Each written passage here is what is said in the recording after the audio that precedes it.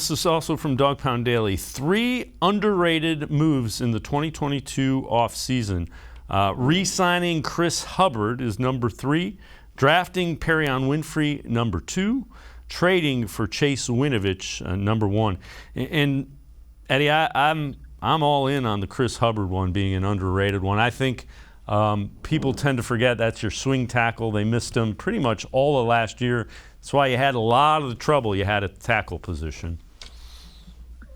I love this too, and Greg Newland, he's the author of this. He does a tremendous job for us too. I think him and John are like our Nick Chubb and Kareem Hunt. Honestly, the work they put in. I just wanted to put that in there. But yeah, Hubbard is one that when I read this morning, I was like, oh, that's I might have had number 1 maybe as an underrated move. But yeah, you said we missed him last year. The swing tackle, he can come in and play, and he has increased his play, but he's been battling injuries. But I think this year he might get more of a role to play some more snaps, and I think he's going to take full advantage. I love that re-signing of him. And Winfrey is a guy that a lot of people thought the Browns would take a round, maybe even 2 rounds earlier than they got him.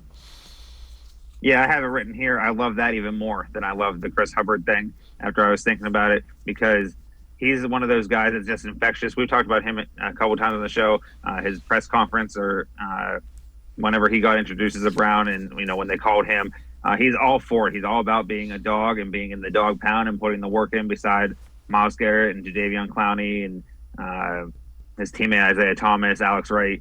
It should be fun. I'm real excited to see what he does his rookie year, and I think his energy is going to be infectious. Last one, Chase Winovich. So they got a guy that can potentially help them. They traded Mack Wilson for him. That was a guy that was probably going to have a tough time making the roster. Yeah, and we talked about that last week. The Mack Wilson was, a good trade for both parties. The Browns knew that he wasn't consistent enough. Bill Belichick saw something in him. Last year, he didn't use Winovich as he did previous years. He used him more as a linebacker instead of an edge rusher. So I think that gives the Browns some versatility. And I did love this too. The more I read about him, he's becoming a fan favorite around Cleveland already.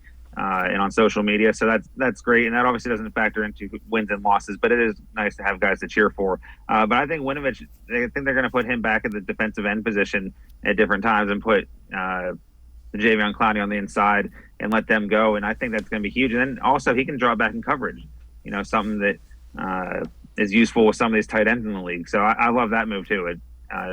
Greg nailed all 3 of these.